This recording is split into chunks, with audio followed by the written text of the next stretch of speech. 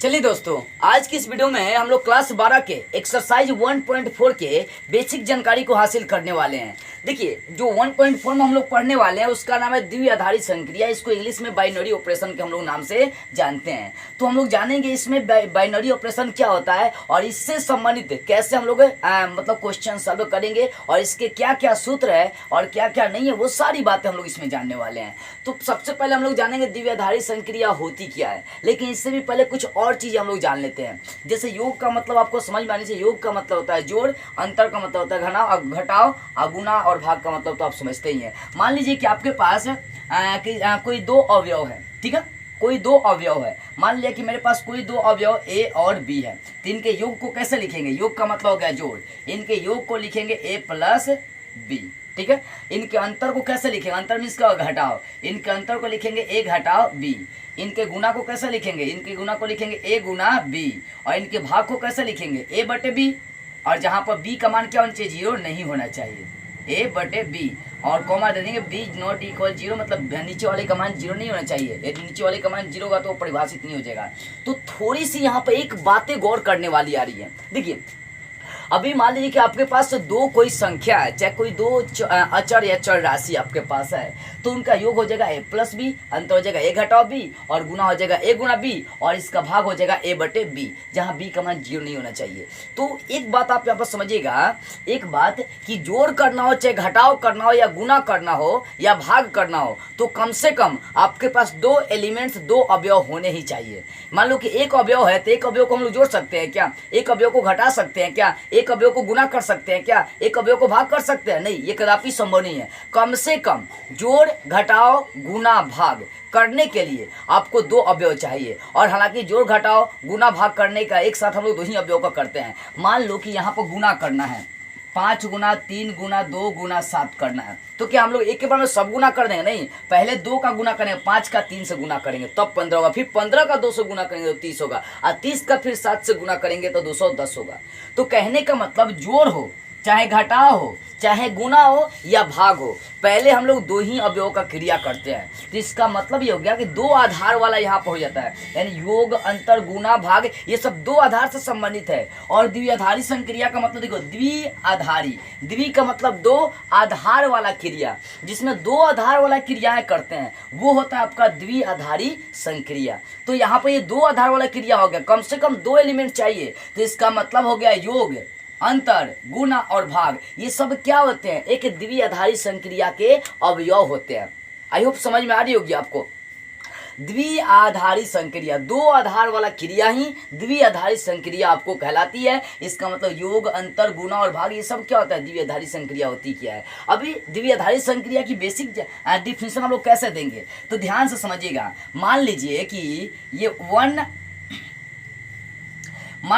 ये वन आपका बिलोंग्स करता है किससे? प्राकृत संख्या से, और 2 भी आपका बिलोंग्स करता है प्राकृत संख्या से। और संक्रिया आपको दे रखा है कि ए ऑपरेशन बी बराबर ए प्लस बी आपको दिया है, ठीक है। मतलब जहां बोला है कि ए और बी भी प्राकृत संख्या और आने वाला एलिमेंट्स भी प्राकृत संख्या है। देखो, कहने का मतलब है, मैं ध्यान से समझिएगा, द्विआधारी संक्रिया होती क्या है, ध्यान से दीजिएगा। मान लीजिए कि 1 बिलोंग्स करता है n से और 2 भी बिलोंग्स करता है n से, तो यहाँ पर a प्लस बी दोनों को जोड़ेंगे 1 प्लस 2, तो ये भी बिलोंग्स करना चाहिए आपका कि 1 प्लस 2 के 3 भी बिलोंग्स करना चाहिए आपके किससे?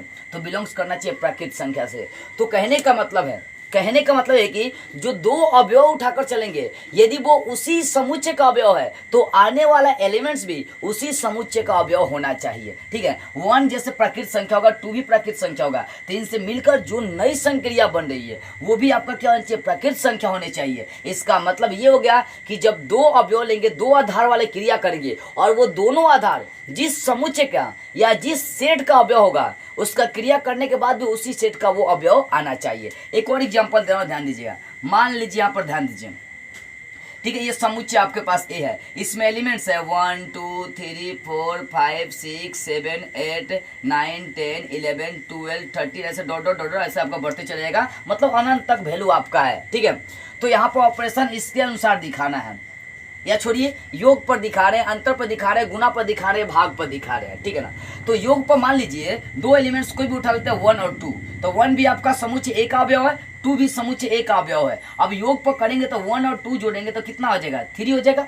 तो 3 भी आपका इसमें आ रहा है ना समुच्चय ए में, तो 1 भी आपका ए का एलिमेंट्स है, किसका, ए का, और 2 भी आपका किसका एलिमेंट्स है, ए का। तो यहाँ पर आने वाला जो एलिमेंट्स है वो भी किसका है, ए का ही है। तो कहने का मतलब देखिए ए क्रॉस ए, जो 2 एलिमेंट्स उठाएंगे वो समुच्चय ए का होगा और ठीक आने वाला एलिमेंट्स भी ए का होगा। तब ऐसे ऑपरेशंस को हम लोग द्विआधारी संक्रिया कहते हैं। ध्यान देने वाली बात है। जैसे आपको संवर्ग नियम बताया गया था, संवर्ग नियम शायद आप 11th में पढ़े होंगे, तो उसमें यह था कि यदि समिश्र संख्या में आपको पढ़ना था संवर्ग नियम, ऐसे 8th क्लास में भी, 9th क्लास में, 7 में भी आपको ये सब जानना है संवर्ग नियम होती क्या है। ठीक है, संवर्ग नियम ये कहता है कि यदि 2 प्रकृत संख्या को जोड़ रहे हैं तो आने वाला एलिमेंट्स भी आपका प्रकृत संख्या होना चाहिए, तब जाकर वो संवर्ग नियम अप्लाई करेगा। ठीक है, यहाँ पर वैसे ही होता है कि 2 एलिमेंट्स जिस समुच्चय का अवयव उठाएंगे तो वहां पर योग, घटाव, गुणा, भाग करने पर जो एलिमेंट्स आएगा वो भी उसी सेट का अवयव होना चाहिए, तब जाकर वहां पर द्विआधारी संक्रिया होगा।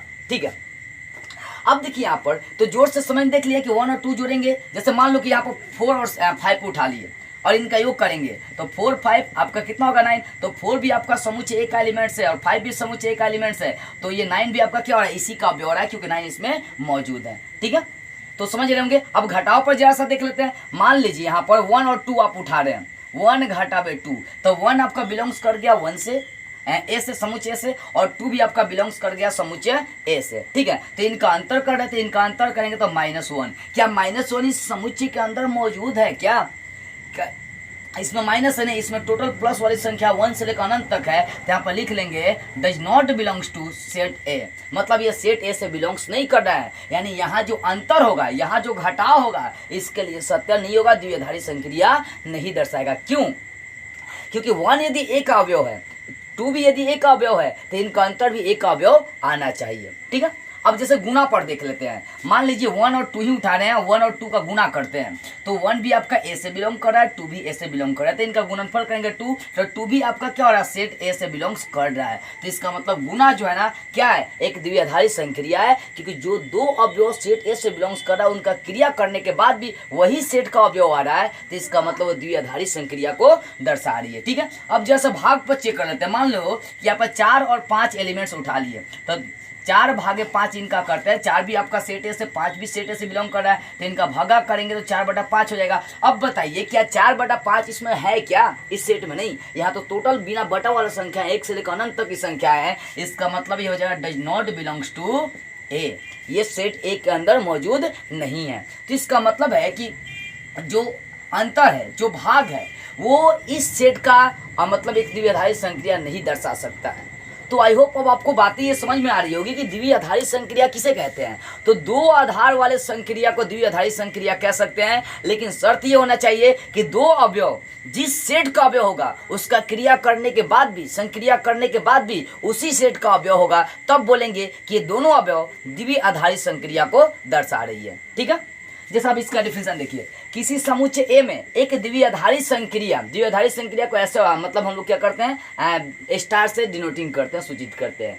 अब इसमें एक जो फलन रहेगा वो फलन आपको ऐसा होना चाहिए, पहला अवयव भी सेट ए से, दूसरा अवयव भी सेट ए से, तो इनका आपसी जो क्रिया करेंगे, जोड़ घटाव गुणा भाग जो करना है वो भी आपका सेट ए का एलिमेंट्स होगा, तब बोलेंगे कि वो एक द्विआधारी संक्रिया है, अन्यथा नहीं है। अब मान लीजिए कि हमारे पास 2 अवयव ए और बी है, इनका द्विआधारी संक्रिया दर्शाना, तो कैसे दर्शाएंगे? तो इनके द्विआधारी संक्रिया को ए ऑपरेशन बी या ए स्टार बी द्वारा हम लोग क्या करते हैं, निरूपित करते हैं। तो इस तरह से आप ये बातें अभी तक समझ गए होंगे कि द्विआधारी संक्रियाएं क्या होती है। अब चलते हैं इसकी और जानकारी हम लोग हासिल करते हैं। अब जानते हैं संक्रिया सारणी। देखिए संक्रिया सारणी क्या होती है, अभी तक अब द्विआधारी संक्रिया को बेसिक से जान चुके हैं। अब सारणी कैसे निकालते हैं, संक्रिया सारणी कैसे ज्ञात करते हैं। मान लो कि जब कोई समुच्चय आपके पास है, उसमें समुच्चय में अवयवों की संख्या कम है, जैसे मान लो 2 4 5 10 ही समुच्चय है, ठीक है ना, तो वहां पर क्या करते हैं हम लोग, संक्रिया सारणी उसका ज्ञात करते हैं। जिस समुच्चय में अवयवों की संख्या कम होती है वहीं पर क्या ज्ञात करते हैं, आप संक्रिया सारणी निकालते हैं। जिसमें अवयवों की संख्या, जैसे मान लो कि 1 से लेकर अनंत तक उसमें दिया हुआ अवयव, तो वहां पर संक्रिया सारणी निकालने की आवश्यकता नहीं है। मान लो कि जहां पर 3 अवयव है, जहां पर 5 अवयव है, 10 अवयव है, 20 अवयव है, वहां तक आप क्या कर सकते हैं, संक्रिया सारणी निकाल सकते हैं। तो संक्रिया सारणी आखिर होती क्या है? तो जिस समुच्चय में अवयवों की संख्या कम होती है उस समुच्चय का हम एक संक्रिया सारणी निकाल सकते हैं। अब कैसे निकालेंगे इस बात पर फोकस करेंगे। पहले इसका डिफिनेशन देखिए। सारणी मतलब संक्रिया सारणी हम लोग जान रहे हैं, जब किसी समुच्चय में अवयवों की संख्या कम होती है, जब किसी समुच्चय में क्या होती है, अवयव की संख्या कम होती है, तो हम समुच्चय को, एक द्विआधारी संक्रिया को एक सारणी द्वारा क्या कर सकते हैं, व्यक्त करते हैं। एक समुच्चय की जो द्विआधारी संक्रिया होगी उसको किसके माध्यम से व्यक्त करते हैं, सारणी के द्वारा से व्यक्त करते हैं, और उस सारणी को कहते हैं संक्रिया की सारणी हम लोग कहते हैं। अब देखो कैसे, मान लो कि हमारे पास एक समुच्चय ए है, एग्जाम्पल के लिए मैं बता रहा हूँ, कोई समुच्चय ए है जिसमें एलिमेंट है 1 2 3, देख सकते हैं इसमें अवयव की संख्या खुद ही कम है क्योंकि 3 ही एलिमेंट्स है। तो यहाँ पर संक्रिया सारणी कैसे रेडी करेंगे, चलिए इसका रेडी करते हैं, संक्रिया सारणी बनाते हैं, संक्रिया सारणी आखिर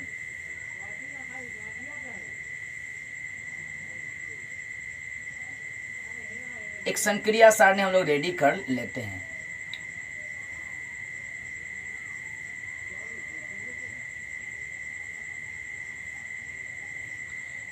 जो सारी बातें ना जो फोकस करने वाली है, बस 1 2 और इसमें 3 एलिमेंट्स,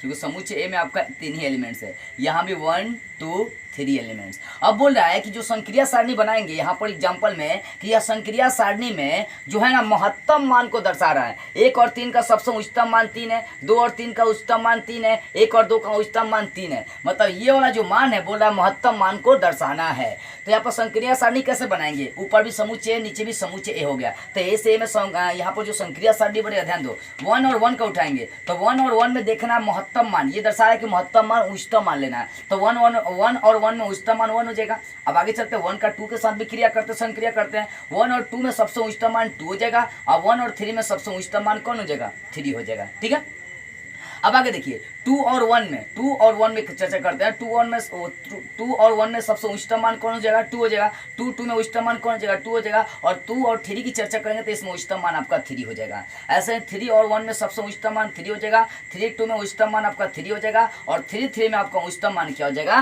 3 हो जाएगा। तो इस तरह से आप क्या कर सकते हैं, संक्रिया सारणी आसानी से निकाल सकते हैं। बशर्ते आपको ध्यान देने वाला है कि शर्त क्या है, उच्चतम है कि न्यूनतम है कि एलसीएम है कि एचसीएफ है। हालांकि हम लोग इस एक्सरसाइज में 1.4 एक्सरसाइज में इससे संबंधित बहुत सारे क्वेश्चन सॉल्व करने वाले हैं। ठीक है ना, घबराइएगा मत। जिस समुच्चय में अवयवों की संख्या कम होती है उसी का संक्रिया सारणी ज्ञात करते हैं। जैसे मान लो समुच्चय ए है तो ऊपर भी समुच्चय ए का अवयव, नीचे भी समुच्चय ए का अवयव। अब इनके बीच कौन सा कंडीशन लगाना था, वो महत्तम उठाना था, महत्तम उठा लिए। तो 1 का महत्तम 1, 1 2 का महत्तम 2, 1 3 का महत्तम कितना जाए 3, मतलब उच्चतम मान लेकर चलना है। 2 और 1 का उच्चतम मान 2, 2 का उच्चतम मान 2 और 2 3 का उच्चतम मान 3। ऐसे ही क्या कर सकते हैं, संक्रिया सारणी निकाल सकते हैं। तो ऐसे क्या करते हैं हम लोग, संक्रिया सारणी निकालते हैं। ठीक है ना, अब चलिए आगे की ओर। अब देखते हैं, जानते हैं क्रम विनिमय नियम के बारे में। क्रम विनिमय नियम क्या होती है, सहचरण नियम क्या होती है, तत्समक और व्युत्क्रमणीय क्या होता है। इन चारों के बारे में हम लोग बेसिक से जानेंगे, उसके बाद प्रश्न उत्तर पर आएंगे। ठीक है ना, अभी तक आपने क्या क्या देख लिया, अभी तक आपने देख लिया कि द्विआधारी संक्रिया कैसे पहचानते हैं और द्विआधारी संक्रिया होती क्या है। उसके बाद अपने सारणी कैसे तैयार करते हैं, संक्रिया सारणी कैसे तैयार करते हैं, ये भी बातें आप समझ चुके हैं। अब जानते हैं क्रम विनिमय, सहचर्य, तत्समक और व्युत्क्रमणीय मतलब प्रतिलोम होता क्या है। इन सारी बातों के बारे में जान लेते हैं। पहली बात जान लेते हैं हम लोग, क्रम विनिमय आखिर है क्या। देखो क्रम विनिमय क्या होता है, मान लीजिए कि हमारे पास 2 एलिमेंट्स है किसी समुच्चय का। ठीक है ना, एग्जाम्पल लेके चल लेते हैं। ये आपके पास एक समुच्चय x है, मान लेते हैं यहाँ पर ये समुच्चय क्या है, x है। इसमें 2 एलिमेंट्स a और b है। क्या है, इनमें 2 एलिमेंट्स a और b है। तो इनको जोड़ घटाओ चाहे गुना या भाग, 4 तरह की संक्रियाएं आपको करनी, जोड़ घटाओ गुना भाग, यही 4 तरह की संक्रियाएं होती है। स्टार्टिंग में मैं आपको ये सारी बातें बताया था। तो यहाँ पर जोड़ के लिए चाहे घटाओ के लिए आप जैसे भी संक्रिया करिए आंसर सेम आनी चाहिए। मान लीजिए कि a, ध्यान दीजिएगा, मान लीजिए कि a और b के बीच जो संक्रिया की है, ए और बी के बीच जो संक्रिया के लिए की जो मान आया वही बी और ए का संक्रिया करने पर आपका मान आना चाहिए। मतलब ए का संक्रिया बी के साथ करेंगे और बी का संक्रिया ए के साथ करेंगे तो दोनों का मान क्या आनी चाहिए, इक्वल आनी चाहिए, बराबर आनी चाहिए। तब ये गुण दर्शाएगा कि वो क्रम विनिमय नियम को दर्शा रहा है या क्रम विनिमय गुण को दर्शा रहा है। तो मान लीजिए कि आपके पास कोई समुच्चय एक्स में एक द्विआधारी संक्रिया क्रम विनिमय तब कहलाएगी जब उसमें 2 एलिमेंट्स, उस समुच्चय के अंदर 2 एलिमेंट्स, मान लो समुच्चय एक्स लेकर चले हैं तो इसके अंदर 2 एलिमेंट्स आपको ए और बी दिया है। तो इसके लिए ए ऑपरेशन बी का होना चाहिए बी ऑपरेशन ए के साथ बराबर होनी चाहिए। ये दोनों मान जब आपस में बराबर होंगे तो क्रम विनिमय नियम कहलाएंगे। ठीक है, क्या कहलाएंगे, क्रम विनिमय नियम को दर्शाएंगे। मान लो कि यहाँ पर दिया है कि ए ऑपरेशन बी, ध्यान दीजिएगा, मान लीजिए कि आपके पास ए ऑपरेशन बी है और यहाँ पे एक शर्त लेकर चल रहा है कि ए क्या है, ए ऑपरेशन बी बराबर लेकर शर्त चल रहा है आपको ए। अब दर्शाना है कि ये क्रम विनिमय नियम को दर्शाता है कि नहीं। तो मान लो कि ए ऑपरेशन बी बराबर ए लेकर चल देते, इसको प्लट का भी मान निकाल लेते हैं। तो यहाँ पर ए ऑपरेशन बी है तो ए बराबर हो गया, यहाँ पर बी ऑपरेशन जब ए करेंगे उलटने के बाद तो यहाँ पर बी के बराबर हो जाएगा। क्या दोनों मान सेम है? नहीं, सेम नहीं है, तो ये क्रम विनिमय गुण को नहीं दर्शाएगा। देखो क्रम विनिमय नियम का मतलब होता है आप जैसे भी करिए, ए का बी से चाहे बी का ए से करिए, तो दोनों का आंसर सेम आना चाहिए, तब वो क्रम विनिमय नियम को दर्शाता है। ठीक है, समझ गए क्रम विनिमय नियम। अब साहचर्य क्या होता है? साहचर्य नियम क्या होता है? मान लीजिए आपके पास कोई द्विआधारित संक्रिया है, द्विआधार वाली संक्रिया है, तो उसमें 3 एलिमेंट्स, कोई समुच्चय ए है उसमें 3 एलिमेंट्स लेकर चलेंगे ए बी सी। इसको मैं मिटा रहा हूँ, ठीक है ना, क्योंकि अब साहचर्य को हम लोग थोड़ा सा समझ लेते हैं साहचर्य आखिर होती क्या है। तो मान लीजिए कि आपके पास 3 एलिमेंट्स मौजूद है ए बी सी, कोई समुच्चय ए है जिसमें क्या, मान लो जी आप पिक्चर देकर चल रहे हैं, ये समुच्चय आपके पास एक्स है, इसमें 3 एलिमेंट्स या समुच्चय ए नहीं लेकर चले, समुच्चय ए आपके पास है, इसमें एलिमेंट्स ए बी सी है। ठीक है, तो यहाँ पर साहचर्य गुण कैसे अपनाएंगे? तो मान लो कि यहाँ तो ऑपरेशन आपको दो के साथ ही करना है, द्विआधारी, ठीक है ना, तो इसको एक मान के चलेंगे, ए ऑपरेशन बी को पहला ऑपरेशन और सी को क्या मान के चलेंगे, दूसरा ऑपरेशन, तीनों एलिमेंट्स, और यहाँ पर वही वैसे ही करके चलना है, ए ऑपरेशन बी ऑपरेशन सी, इसमें अंतिम वाले दोनों एलिमेंट्स को एक संक्रिया मानकर चलना है। ठीक है, तो कहने का मतलब क्या है कि जब 3 एलिमेंट्स होंगे तो वहाँ 2 अवयवों को एक संक्रिया मानना है और दूसरा अवयव को, जो तीसरा अवयव उसको दूसरा संक्रिया मानना है, उनका मान निकालना है, और यहाँ पर पहला अवयव को छोड़ना है। यहाँ पर जो अंतिम में 2 एलिमेंट्स होंगे उनको एक संक्रिया मानना है और इनके बीच आपसी क्रिया करना है। जब दोनों का मान सेम आएगा तो बोलेंगे वो साहचर्य गुण को दर्शाता है। तो कहने का मतलब जब इनका मान इनके बराबर आ जाएगा, मतलब देखो 3 आपके पास एलिमेंट्स रहेंगे, तीनों के बीच संक्रिया आपको दिखाना है, तो पहले 2 एलिमेंट्स की संक्रिया एक साथ उठा लेंगे और फिर अंतिम वाला 2 एलिमेंट्स की संक्रिया एक साथ उठाकर चल देंगे,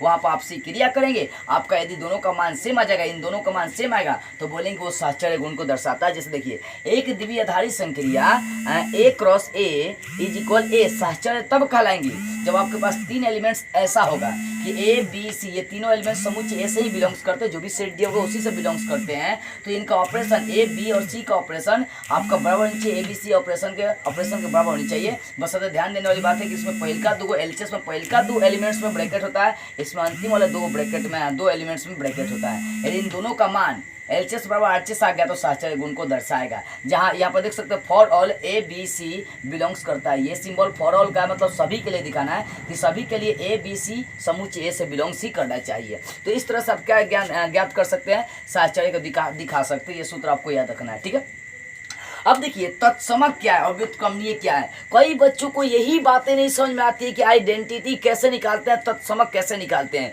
और व्युत्क्रमणीय कैसे निकालते हैं। कई बच्चों ने शिकायत करी, कमेंट करी कि सर तत्समक होती क्या है, थोड़ा विस्तार से समझाइए। ठीक है ना, तो ध्यान से समझेंगे इस बात को। मैं खुद चाहूंगा कि इस बात को ध्यान से और बारीकी से मैं समझाऊं। पहले तत्समक होती क्या है, तो योग के लिए, योग का मतलब होता है जोड़, जोड़ के लिए तत्समक आप क्या निकाल सकते हैं। देखो तत्समक एक ऐसा अवयव होता है जिसके रखने से किसी मान में परिवर्तन नहीं होता है। मान लो कि हमारे पास 4 है, तो 4 में आप क्या जोड़ेंगे, 4 में आप क्या जोड़ेंगे कि उसके मान में तनिको परिवर्तन नहीं होगा, तो 4 में आप 0 जोड़ सकते हैं। तो इसका मतलब 4 का तत्समक अवयव क्या हो जाएगा, 0। ठीक है ना, मतलब आपको एक ऐसा एलिमेंट्स लेकर चलना है जो प्रभावित किसी एलिमेंट्स को नहीं करे। मान लो 4 में 1 जोड़ते हैं तो 1 तो नहीं होगा उसका तत्समक अवयव।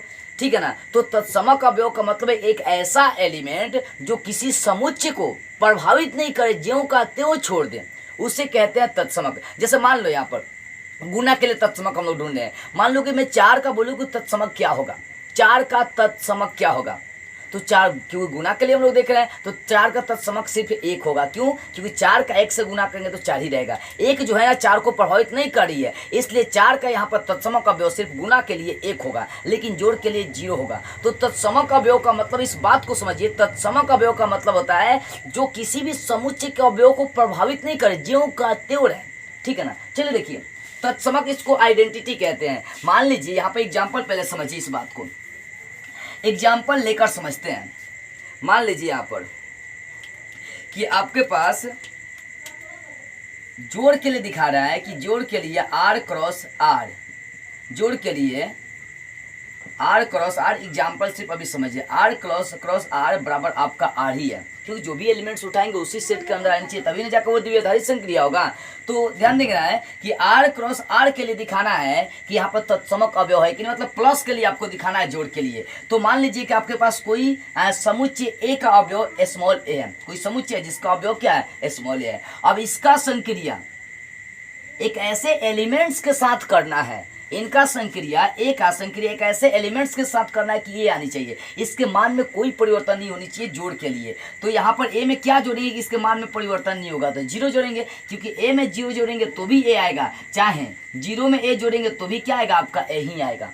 तो यहाँ पर योग के लिए जीरो यदि अप्लाई करते हैं, जोड़ के लिए जीरो अप्लाई करते हैं, तो जीरो रखने से मान में क्या आ रहा है, परिवर्तन नहीं आ रहा है। ए में जीरो जोड़िए चाहे जीरो में ए जोड़िए तो आपका क्या आएगा, ए आएगा। हालांकि इसका मेन जो स्टैंडर्ड फॉर्म होता है वो ये होता है कि ए ऑपरेशन ई बराबर ए आनी चाहिए, और यही ई आपका तत्समक अवयव कहलाता है। कहने का मतलब ई का यहाँ पर ऐसा मान रखिए कि यहाँ ए के मान में कोई प्रभाव नहीं पड़े, ए ज्यों कहते हो ए ही रह जाए, तब ये ई वाला मान ही तत्समक कहलाता है। ठीक है, यही बातें आपको ध्यान रखने वाली है कि एक ऐसा मान उठाना है जो समुच्चय के अवयव को प्रभावित नहीं करे। तो यहाँ पर मैंने ये जो ए था ये किसी समुच्चय का अवयव लेकर चल दिया हूँ। अब जोड़ के लिए क्रिया करके आपको दिखानी है, किसके लिए, जोड़ के लिए संक्रिया आपको बनानी है। तो ए में क्या जोड़ेंगे कि आपका ए ही आना चाहिए, ए के मान में परिवर्तन नहीं होना चाहिए। अब ध्यान दीजिएगा, मान लो कि यहाँ पर 1 उठाते हैं तो ए में 1 जोड़ेंगे तो क्या ए आएगा आपका, नहीं, वहाँ परिवर्तनशील हो जाएगा, वो परिवर्तित हो जाएगा। इस कारण से जीरो छोड़कर 1 2 3 और कुछ भी एलिमेंट्स उठाएंगे योग के लिए वो तत्समक नहीं कहलाएगा। तो यहाँ पर योग के लिए सिर्फ तत्समक अवयव आपका हो जाएगा जीरो। ऐसे ही मान लो कि हम घटाव के लिए चेक करते हैं, किसके लिए चेक करते हैं, घटाव के लिए तत्समक चेक करते हैं, R cross R is equal R में, ठीक है ना, घटाव के लिए। तो आपके पास कोई एलिमेंट्स ए है, ठीक है ना। अब इसमें से आप क्या घटाइएगा, ज्यों का त्यों आपका मान पड़ जानी चाहिए। अब ध्यान देंगे ए में से जीरो घटाएंगे तो आपका ए आ जाएगा, लेकिन इज नॉट इज इक्वल इसको उलट देंगे तो जीरो घटाओ ए हो जाएगा। क्यों ना, बताया गया था ना कि ऐसा मान उठाइए, ऐसा मान उठाना है जो किसी समुच्चय के अवयव को प्रभावित नहीं करे। तो मान लो कि ए को जीरो से घटाएंगे तो कोई अंतर नहीं पड़ेगा, ए आ जाएगा, लेकिन जैसे ही जीरो को ए से घटाएंगे तो माइनस से आ जाएगा। तो यहाँ पर ए को जीरो से घटा दिए तो ए तो आ गया, लेकिन जीरो को ए से घटा दिए तो माइनस ए आ रहा है, जबकि मान बराबर नहीं है। इसी कारण से लिख दिए is not is equal zero, यानी घटाव के लिए जीरो जो है ना तत्समक अवयव नहीं हो सकता है। इसके लिए घटाव के लिए तत्समक अवयव नहीं हो सकता है। मतलब कहीं भी आप कोई भी सेट लेकर चलिए, प्राकृत संख्या, पूर्ण संख्या, चाहे पूर्णांक या परिमेय संख्या या वास्तविक संख्या, जो भी संख्या या सेट लेकर चलेंगे, घटाव के लिए तत्समक अवयव आप निकाल ही नहीं सकते, निकल भी नहीं करेगा। ठीक है, तो यहाँ पर घटाव के लिए कोई तत्समक अवयव इसलिए नहीं होगा क्योंकि जीरो रखने पर मान में परिवर्तन हो जा रहा है। अभी जीरो रख के घटाए तो ए आ गया, लेकिन जैसे ही उलट के इसको घटाए तो माइनस आ गया, परिवर्तन हो जा रहा है। इसका मतलब घटाव के लिए कोई तत्समक अवयव नहीं निकालते हैं। अब जरा सा गुणा के लिए तत्समक अवयव हम लोग निकाल कर देखते हैं कि गुणा के लिए तत्समक अवयव क्या आ जाएगा। देखिए, ये बात थोड़ी सी बेसिक हम लोग इसलिए जान रहे हैं क्योंकि कई बच्चों का कमेंट रहा है कि सर तत्समक अवयव नहीं समझ में आ रही, जरा सा बताइए। तो ध्यान से समझिएगा, गुणा के लिए तत्समक अवयव हम लोग देख लेते हैं। तो मान लो कि ए है, तो ए में आप किससे गुणा करोगे भाई, ए में आप किससे गुणा करोगे कि आपका ए ही रह जाना चाहिए। तो ए में किससे गुना कर देंगे, ए से, 1 से गुना कर देंगे। ए में 1 से गुना कर देंगे तो ए आ जाएगा, चाहे 1 का ए से गुना कर देंगे तो भी क्या आ जाएगा, आपका ए आ जाएगा। इसका मतलब 1 रखने पर, गुना करने पर, 1 रखकर गुना करने पर यहाँ पर ए आ जा रहा है, वही अवयव आ जा रहा है। तो इसका मतलब 1 जो है ना इसका तत्समक अवयव कहलाएगा। ठीक है ना, तो गुना के लिए तत्समक अवयव सिर्फ आपका हो जाएगा 1। गुना के लिए तत्समक अवयव क्या हो जाएगा, 1। ठीक है, समझ में आ रही है। ऐसा एलिमेंट्स जो किसी समुच्चय के अवयव में परिवर्तन न करे, तो 1 रखने पर परिवर्तन नहीं कर रहा है, कैसे भी आप करके देखिए। अब जरा सा भाग के लिए देख लेते हैं। अभी तक आपने क्या क्या देखा, जोड़, घटाव, गुना। अब ये अंतिम पॉइंट भाग के लिए देख लेते हैं, तत्समक अवयव मिल सकती है कि नहीं। तो ठीक है ना, भाग के लिए हम लोग जरा सा देख लेते हैं। भाग के लिए तत्समक अवयव निकाल कर देखते हैं। तो मान लो कि आपके पास ए है, तो ए में किससे भाग करेंगे कि आपकी ए आनी चाहिए, ए में किससे भाग करेंगे। तो एक एग्जाम्पल के तौर पर लेकर चलता हूं, इस बात को जैसे यहाँ पर साइड में समझिएगा। ए लेकर चलते हैं यदि एलिमेंट्स, ठीक है, यदि a है तो a का भागा 1 करेंगे तो आपका a आ जाएगा, बात सही है। लेकिन जैसे ही आगे करेंगे उलट देंगे 1 भागा a, तो ये दोनों मान बराबर नहीं होगा, क्योंकि a भागे 1 का मतलब a बटा 1 तो a निकल जाएगा, लेकिन 1 भागे a का मतलब हो गया 1 बटा a। तो कहने का मतलब भाग के लिए भी कोई आपको तत्समक अवयव नहीं मिलेगा। इसलिए नहीं मिलेगा क्योंकि भाग करने पर एलएचएस आरएचएस सेम नहीं होगा। कहने का मतलब कि कैसे भी आप क्रिया करें तो मान में परिवर्तन नहीं होना चाहिए, तो भाग के लिए कोई तत्समक अवयव नहीं निकलेगा। इसलिए नहीं निकलेगा कि मान लीजिए 1 पर भी यदि क्रिया करते हैं भाग का, 1 पर भी यदि भाग का क्रिया करते हैं तो जैसे मान लो कि a आ गया एलएचएस में, लेकिन जैसे ही इसको उलट कर देख रहे हैं तो 1 बटा a आ जा रहा है, आपके क्या कर रहा है, a में परिवर्तन कर दे रहा है। इस कारण से भाग के लिए कोई तत्समक अवयव नहीं है। तो यहाँ पे एक चीज आपको सीखने को ये मिली कि जोड़ के लिए और गुणा के लिए, जोड़ के लिए तत्समक अवयव 0 होता है और गुणा के लिए तत्समक अवयव सिर्फ आपका 1 होता है, और घटाव और भाग के लिए कोई तत्समक अवयव नहीं होता है। तो आई होप आप समझ गए होंगे कि तत्समक अवयव क्या होता है। एक ऐसा मान जो समुच्चय के अवयव को प्रभावित नहीं करे, उसमें कोई परिवर्तन नहीं करे। ठीक है, अब इसका बेसिक डिफिनेशन देख लेते हैं कि तत्समक होती क्या है। किसी प्रदत्त द्विधारी संक्रिया ए से ए में आपको दिया हुआ है, तो इसके लिए मान लीजिए कि ई जो है स्मॉल ई वो समुच्चय ए से बिलोंग्स करता है और उसका अस्तित्व इस प्रकार है कि ए ऑपरेशन ई का मान आ जाए आपका ए आ जाए। जैसे मान लो यहाँ पर जोड़ के लिए चलेंगे तो ई का मान 1 रख सकते हैं, तो 1 रखने पर आपका क्या आ जाएगा, तो ए आ जाएगा, या यहाँ भी 0 रखेंगे तो वही आपका आ जाएगा ए आ जाएगा जोड़ के लिए। ठीक है ना, तो ए ऑपरेशन ई का भी मान आपका ए आ जाए, चाहे ई ऑपरेशन ए का भी मान क्या आ जाए, ए आ जाए। यानी ई का यहाँ पर ऐसा मान रखो जो परिवर्तन कर नहीं पाए, जो कहते हो आपका रह जाए। तो योग के लिए 0 हो जाएगा और गुना के लिए सिर्फ यहाँ पर 1 हो जाएगा, क्योंकि 1 का गुना करें तो कोई असर नहीं पड़ेगा। तो इस शर्त को आपको याद रखना है। ठीक है, इसका हम लोग बहुत जगह यूज करेंगे।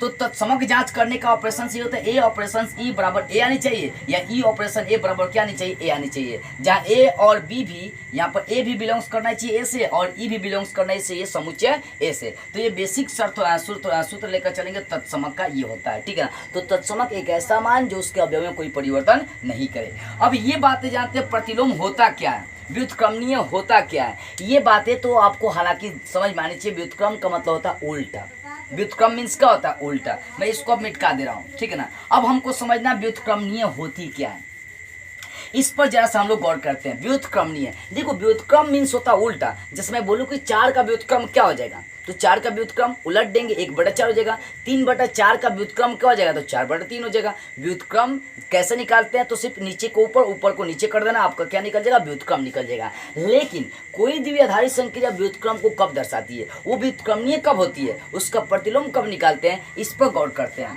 देखो व्युत्क्रमणीय फलन क्या होता है कि मान लीजिए आपके पास कोई आइडेंटिटी अवयव है, मतलब तत्समक अवयव है। ठीक है, मान लीजिए कि आपके पास कोई तत्समक अवयव है। ठीक है, मान लीजिए तत्समक अवयव, तो इसमें आप ई लेकर चले, तो मान लेते तत्समक अवयव आपके पास ई है, आपके पास तत्समक अवयव ई है। ठीक है, तो यहाँ पर ए और बी का एक ऐसा ऑपरेशन होना चाहिए यहाँ पर कि आपका ई आ जाए, ये वाला शर्त आपको लेकर चलना है व्युत्क्रम में। मतलब ए और बी किसी समुच्चय ए का अवयव है, तो इनका ऑपरेशन आप ऐसे करिए कि आपका तत्समक आनी चाहिए। तत्समक में मतलब क्या हो जाएगा, 0 या 1 आनी चाहिए, क्योंकि देख सकते हैं जोड़ और घटाव के लिए तत्समक अवयव संभव है, जोड़ और घटाव नहीं, जोड़ और गुणा के लिए तत्समक अवयव संभव है, और घटाव और भाग के लिए आपका तत्समक अवयव संभव नहीं है।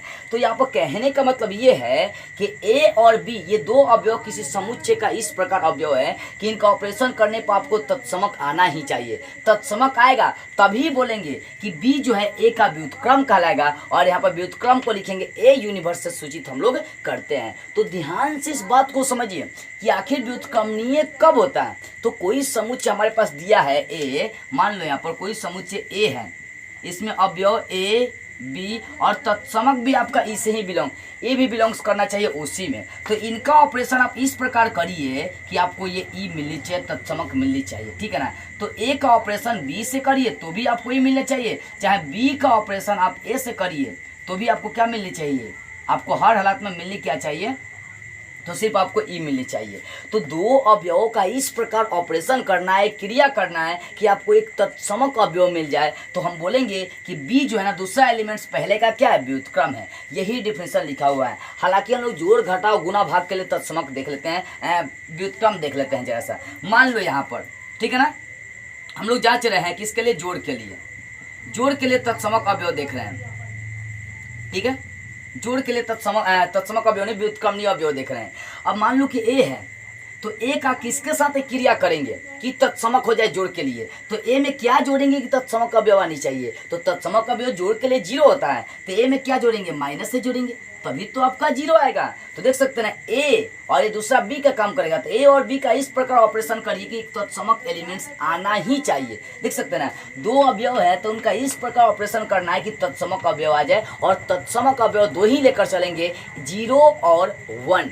0 और 1 जोड़ और गुना के लिए तत्समक अवयव होते हैं। तो ए में क्या जोड़ेंगे कि तत्समक अवयव आ जाएगा, तो ए में -1 जोड़ेंगे। इसका मतलब है कि ए का जो प्रतिलोम हो जाएगा, जो व्युत्क्रम हो जाएगा, ए का जो प्रतिलोम हो जाएगा वो हो जाएगा -a। क्यों? क्योंकि ए में -1 जोड़ेंगे तो आपको एक तत्समक अवयव क्या मिल जाएगा, 0 मिल जाएगा। ठीक है, तो इस तरह से आप समझ गए होंगे जोड़ के लिए तत्समक अवयव आपका हो जाएगा, क्या हो जाएगा, जोड़ के लिए मतलब जोड़ के लिए व्युत्क्रम आपका हो जाएगा -a हो जाएगा। ठीक है ना, तो इस तरह से आपको देखना है। जैसे मान लो घटाव के लिए यदि आप चेक करते हैं, घटाव के लिए आप तो यहाँ पर व्युत्क्रमणीय निकालना चाहते हैं, तो घटाव के लिए ए, अब ए में क्या घटाएंगे, किसका तत्समक आपको मिलनी चाहिए, तो ए में क्या घटाएंगे, आप मान लीजिए ए घटाते हैं, ए में से यदि आप ए घटाते हैं तो 0 तो मिल जाएगा, सॉरी तो ए में से क्या घटाएंगे, स्वयं को घटाएंगे, स्वयं को घटाएंगे तो नहीं, स्वयं को नहीं घटा सकते हैं। ए में घटाव के लिए तत्समक खोजते हैं यहाँ पर, ए में कोई ऐसा ले लीजिए, यदि मान लो कि हम घटाते हैं -a को तो नहीं होगा। इसका मतलब देखो, कहने का मतलब है घटाव के लिए यहाँ पर कोई भी उत्क्रम नहीं, आपको फलन यहाँ पर नहीं निकलने वाला है। ठीक है ना, घटाव के लिए जैसे मान लो यहाँ पर चेक करते हैं। अब यहाँ पर ध्यान देने वाली बात है कि बात ये ध्यान देने वाली है कि ए और बी किसी समुच्चय ए का अवयव है। ठीक है ना, समुच्चय ए और बी समुच्चय ए का अवयव है, तो इनका जो तत्समक आएगा वो समुच्चय ए का अवयव नहीं होगा। कैसे, ए को ए से घटा देते हैं, मान लो यहाँ प्लस कर दिए, चाहे ए को घटा दिए ए से, तो ये तो 0 आ जाएगा। तो क्या 0 इसका अवयव हो सकता है, 0 इसमें लेकर चले, नहीं 0 नहीं है, क्योंकि 0 घटाव के लिए तत्समक अवयव होता ही नहीं है। अभी तो बताते घटाव और भाग के लिए 0 तत्समक अवयव नहीं है। ठीक है ना, तो घटाव के लिए कोई आपका व्युत्क्रमणीय नहीं निकल सकता, व्युत्क्रम नहीं निकल सकता है। ठीक है, ऐसे ही गुना के लिए यदि चेक करते हैं, आप साइड में आप ध्यान दीजिए, गुना के लिए कोई तत्समक आप निकालना चाहते हैं, तो ए में किससे आप गुना करेंगे कि आपका तत्समक आ जाए, तो किससे गुना करेंगे कि आपका तत्समक आनी चाहिए। ठीक है, तो 1 में ए में आप किससे गुना करेंगे तत्समक आएगा, तो 1 में आप 1/a से गुना करिए, तब तो मान कितना आ जाएगा 1, और 1 गुना का क्या होता है, तत्समक अवयव होता है, तो ये ए कट जाएगा तो आपको कितना आ जाएगा 1। इसका मतलब यही होगा कि ए का जो प्रतिलोम हो जाएगा, प्रतिलोम ए का जो प्रतिलोम लेकर चलेंगे वो हो जाएगा 1/a हो जाएगा। कहने का मतलब गुना के लिए प्रतिलोम आपको दिखाना है, तो ए का, तो ए में किससे गुना करेंगे कि आपको एक तत्समक अवयव आनी चाहिए। इस बात को ध्यान देना है कि ए है तो इसमें किससे गुना करेंगे, एक तत्समक अवयव आएगा। तत्समक अवयव या तो 0 होता है या 1 होता है, तो 0 लेकर चलेंगे तो 0 तो आ नहीं सकता है गुना में। ठीक है ना, तो यहाँ पर 1/a करेंगे तो ए कट जाएगा, 1 आ जाएगा। इसका मतलब ए का प्रतिलोम फलन कितना हो जाएगा, 1/a हो जाएगा। तो ऐसा हम लोग गुना के लिए देख लेते हैं। ठीक है, अब भाग के लिए जरा सा चर्चा कर देते हैं। यहीं पर ए में किससे भाग करेंगे कि आपका एक तत्समक अवयव आ जाए, तो ध्यान दीजिए। अब स्वयं का करेंगे तो स्वयं से हम नहीं दिखा सकते। ए में मान लो 2 3 4 5 10 1 से भाग करते हैं। ए में किससे भाग करते हैं हम लोग, ए में ए से भाग करेंगे तो तत्समक अवयव आ जाएगा। इसको उलट देंगे तो भी भाग करेंगे तो आपका तत्समक अवयव 1 आ जाएगा। लेकिन स्वयं का तत्समक अवयव हम लोग नहीं निकाल सकते हैं। तो भाग के लिए और घटाव के लिए व्युत्क्रमणीय दिखाना संभव नहीं है। यहाँ पर गुना और जोड़ के लिए व्युत्क्रमणीय दिखाना संभव है। क्यों? क्योंकि व्युत्क्रम तत्समक में आप पढ़े थे कि तत्समक सिर्फ जोड़ के लिए और गुना के लिए सत्य होते हैं, घटाव और भाग के लिए सत्य नहीं होते हैं। जब घटाव और भाग के लिए तत्समक निकलेगा ही नहीं तो इसका व्युत्क्रम कैसे निकालेंगे, संभव है ही नहीं। तो इस तरह से आप समझ गए होंगे कि तत्समक क्या होती है और व्युत्क्रमणीय क्या होती है। अधिकांश बच्चों को बस इसी पॉइंट में क्या होती है, दिक्कत होती है। तो हालांकि आपका वीडियो लंबा हो रहा है, लेकिन मैंने यही सोचा कि यही बात आपका क्लियर होनी चाहिए, डाउट क्लियर होनी चाहिए। ठीक है ना, तो इस तरह से क्रम विधि में साहचर्य, तत्समक और व्युत्क्रमणीय आपका क्लियर हो गया। ठीक है ना, अगले वीडियो में हम लोग इसके क्वेश्चन को बनाएंगे। तो बस आज की इस वीडियो में इतना ही।